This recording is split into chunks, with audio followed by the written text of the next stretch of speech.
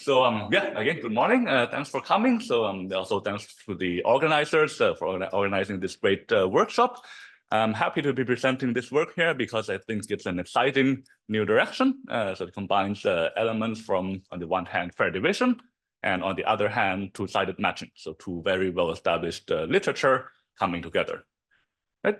So fair division or fair allocation of resources, as many of you know, has several applications. You could be allocating chores to household members, papers to reviewers, players to sports teams, or employees to store branches. And in traditional fair division, the agents have preferences over the items, right, but not the other way around. And so in this work, we study fair division with two-sided preferences. Okay, so this is suitable when the items are human resources. Right? Like when you're allocating players to sports teams, so not only do the teams have preferences over the players, but the players also have preferences over the teams. Similar for volunteers to community service clubs. And so we'll use the terms teams and players for the two sides. Now, even when the players are tasks, so not humans, you could still have the player preferences signify the suitability of the teams for the players, right? So the teams have preferences for the players and also have different capability or ability. So the players want to be assigned to teams that are more capable. Okay, so in terms of fairness notion, so a popular one is envy freeness up to 1, right? So this says that team I may envy team J, but in that case, the envy can be eliminated by removing some player from J's bundle. And this can be satisfied by the simple round-robin algorithm. So you just let the teams take turns choosing their favorite player from the remaining players. And this is actually used in sports leagues like the NBA, the draft. Okay, so this also gives a balanced allocation, meaning that the teams get roughly the same number of players. Now, if you take the preferences of only one side, of only the teams into account, so clearly this can be quite bad, right? In the extreme case, every team is completely indifferent between all players, and then you're just outputting an arbitrary allocation where there's much to be gained by taking the player preferences into account. So our goal is to get EF1 along with some sort of stability condition involving both sides. Okay, so there's a small number of recent papers that have combined fairness concepts with two-sided preferences.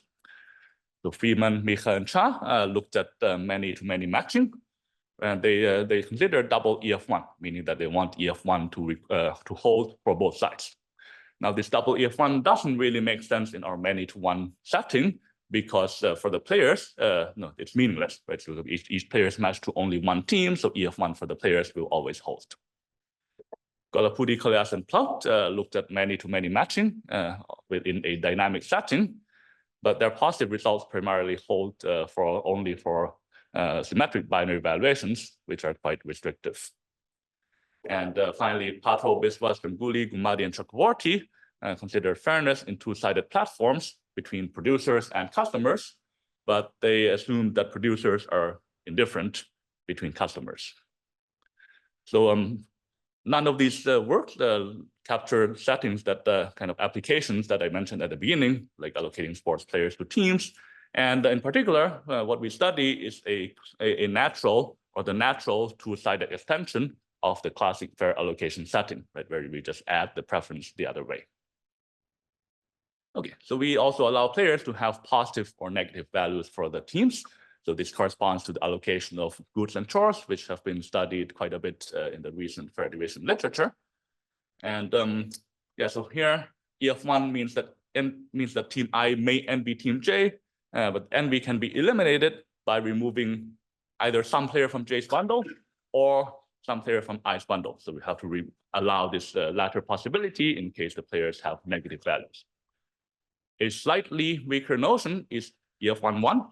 So this says that envy can be eliminated by removing some players from J's bundle and some player from I's bundle. So we can remove both at the same time.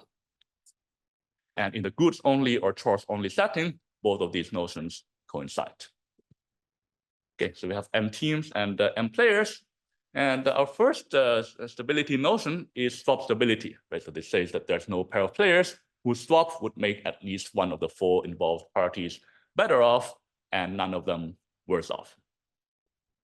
So we showed that we can get EF11 swap stability and balancedness all together and also in polynomial time. So the very high level idea is to use a variant of round robin, where instead of assigning a player to a team in each turn, we only assign a player's value to the team, so just the numerical value. And this ensures that more possibilities are available in later turns, like in case of pies. Okay?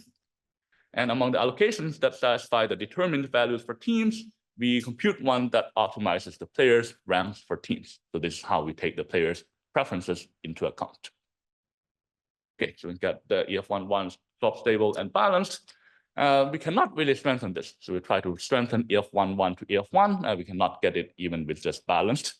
Very simple example. So 2 teams and 2 players. Both teams have value 1 for one player, -1 for the other player. If you want balancedness, but if you then, in order to eliminate the envy, you have to remove both players. And another stability notion is individual stability. So this is about this single player deviating. So there's no deviation of a player that benefits the player and hurts neither team involved. And we cannot get this along with balancedness either. But if you are willing to give up balancedness, then you can get everything else. You can get EF1, swap stable, and individually stable. And here the idea is we combine our previous, so the first algorithm with the double round robin algorithm of Aziz et al. In the context of goods and chores, and we add some dumping players. Okay, so another popular stability notion is Pareto stability notion, right? It's the Pareto optimality, right? So this says there's no other allocation that makes some party better off and no party worse off. And so we observed that for EF1 and PO, we can use the similar approach as in the one-sided setting.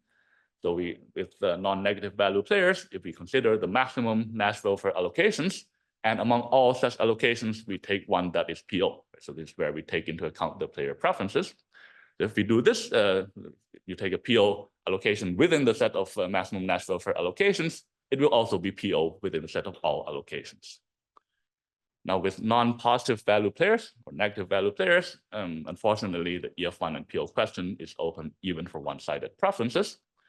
But we can get efficient computation in some special cases, right? If there are 2 players, so 2 teams, or if if the values are binary, and if there's a constant number of teams and the players have non-negative values, we can get pseudo polynomial time algorithm.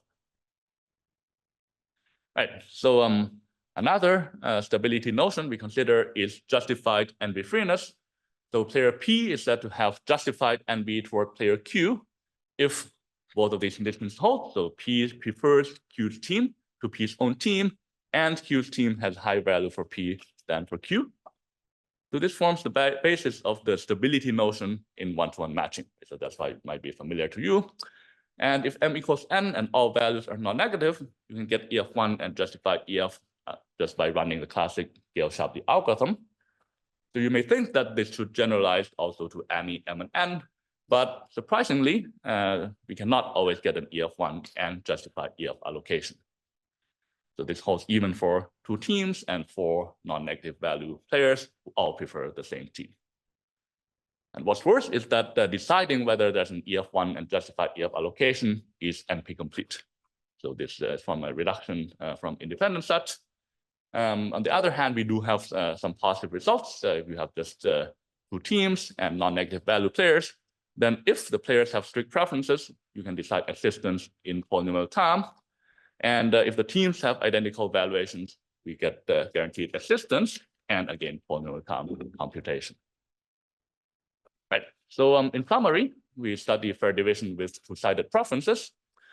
We can get quite a few combinations of properties, right? Like EF1 swap stable, individually stable, EF1 swap stable, balanced, but we cannot get EF1 and justify EF. So this is just impossible. And in terms of future directions, so you could look at the fairness notions besides EF1, maybe team with different entitlements, or other concepts from the matching literature. So that's all for me. Thanks for your attention. Happy to take questions here or offline. Thank you.